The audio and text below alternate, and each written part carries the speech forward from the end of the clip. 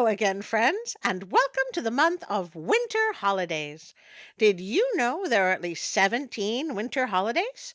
There is Christmas, Hanukkah, Kwanzaa, Boxing Day, St. Nicholas Day, Three Kings Day, Yule, Twelfth Night, Solstice, Santa Lucia, Diwali, and many more. So, of course, there are so many works of art and songs and wonderful stories. This month, I will read 4 of them. On Christmas Eve, I will read A Visit from St. Nicholas by Clement Clarke Moore. But you most likely know it as 'Twas the Night Before Christmas. I will also read The Shoemaker and the Elves, since that is a story about giving. I have one Sunday I haven't decided yet, so if you have a favorite winter tale, let me know in the comments. But to start this month off, we have a tale request by H.W. My dear friend H.W., who I am always happy to hear from, loves Hans Christian Andersen, the man that never met a happy tale he couldn't make upsetting somehow. Mr. Paid by the Word. So, because of my great love for H.W., I bring you that lovely winter tale of The Little Match Girl. Get a box of tissues ready. It was so terribly cold. Snow was falling, and it was almost dark. Evening came on, the last evening of the year. In the cold and gloom, a poor little girl, bareheaded and barefoot, was walking through the streets. Of course, when she had left her house, she'd had slippers. But what good had they been? They were very big slippers, way too big for her, for they belonged to her mother. The little girl had lost them, running across the road where 2 carriages had rattled by terribly fast. One slipper she'd not been able to find again, and a boy had run off with the other, saying he could use it for a cradle some day when he had children of his own. Rude. And so the little girl walked on her naked feet, which were quite red and blue with the cold. In an old apron she carried several packages of matches, and she held a box of them in her hand. No one had bought any from her all day long, and no one had given her a cent. Oh, poor little girl. Shivering with cold and hunger, she crept along, a picture of misery. Poor little girl. Hey, I already said that. The snowflakes fell on her long, fair hair, which hung in pretty curls over her neck. In all the windows lights were shining, and there was a wonderful smell of roast goose, for it was New Year's Eve. Yes, she thought of that. In a corner formed by 2 houses, one of which projected farther out into the street than the other, she sat down and drew up her little feet under her. She was getting colder and colder, but did not dare to go home, for she had sold no matches nor earned a single cent, and her father would surely beat her. That was in the days before social services and child welfare. It was a dark time. I wish I could make a joke here because I don't like to think about it, but there you have it. Like Charles Dickens with A Christmas Carol, Mr. Andersen is only telling it like it was. Besides, it was cold at home, for they had nothing over them but a roof through which the wind whistled, even though the biggest cracks had been stuffed with straw and rags. Her hands were almost dead with cold. Oh, how much one little match might warm her!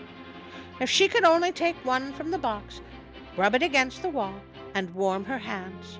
She drew one out. Ratch! How it sputtered and burned! It made a warm, bright flame, like a little candle, as she held her hands over it. But it gave a strange light. It really seemed to the little girl as if she were sitting before a great iron stove with shining brass knobs and a brass cover. How wonderfully the fire burned! How comfortable it was! The youngster stretched out her feet to warm them, too. Then the little flame went out. The stove vanished, and she only had the remains of the burnt match in her hand. She struck another match against the wall. It burned brightly, and when the light fell upon the wall, it became transparent, like a thin veil, and she could see through it into a room. On the table a snow-white cloth was spread, and on it stood a shining dinner service. The roast goose was steamed gloriously, stuffed with apples and prunes. And what was still better, the goose jumped down from the dish and waddled along the floor with a knife and fork in its breast, right over to the little girl. Well, that's horrifying. Night of the Living Dead turkey!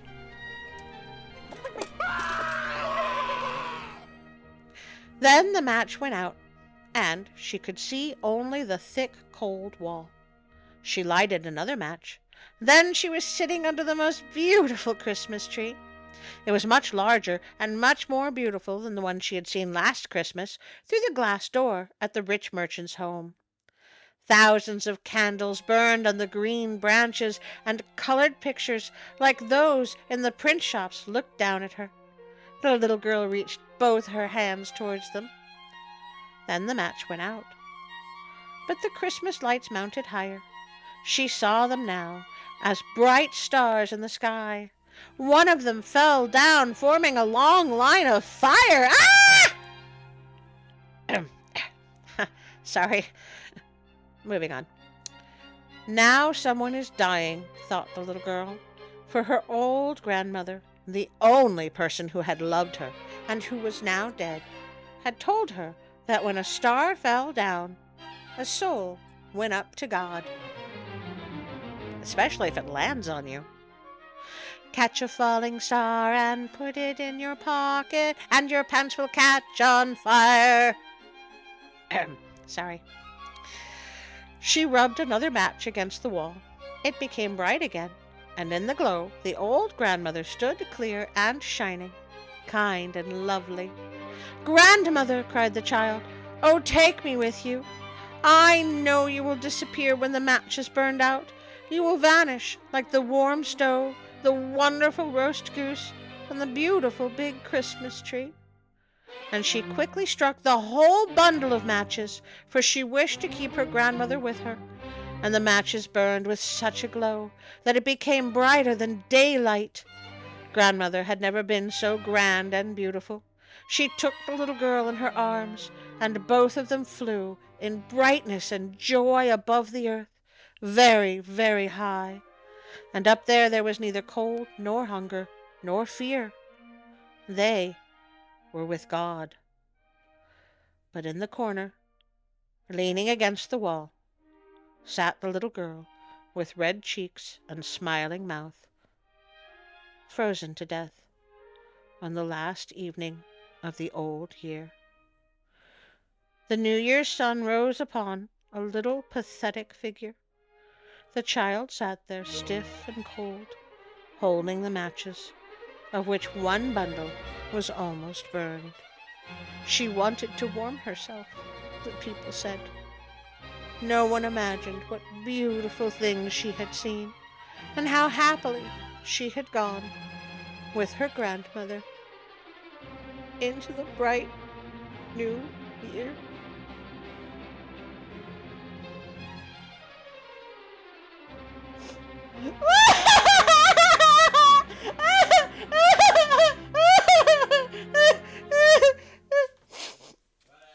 Sorry, excuse me. I'm better. It's just so very sad. Why, HW? You must tell me why you do this to yourself. Or to me. If you were here, I would give you the biggest hug ever and let you know that I like you, just as you are. And then I would lovingly put a copy of Terry Pratchett's The Hogfather in your hands and tell you to read it. You know, next week will be a happier story, I promise. This, the coldest and darkest part of the year, is, in my opinion, the time to hold on to those we love, to practice generosity, and to remember those out in the cold, and do what we can to help them. even if it's something small, like a quarter in a donation jar. It all helps. And speaking of helping, Artie said in a clumsy transition. What? What? What do you mean I wasn't supposed to read that part out loud? You know what? Never mind. The editor can fix it. I would like to thank you for helping me grow this tiny channel. Every like, share, or comment helps us reach more friends who love fairy tales as much as we do. So, thank you with all my heart for being my friends. If you would like to hit the notification bell, then you can know when I put out my new stories. I would also like to thank Pixabay.com for all the amazing music, sounds, and art, photos, and videos provided by their contributors. If you would like to support me on Patreon, Instagram, or Facebook, there are links below. And now, a special thank you for my Patreon friends. So this thing is supposed to take me to amazing locations? Yep. Are you sure? Yep. It really? Yep. It's not as complicated as you think.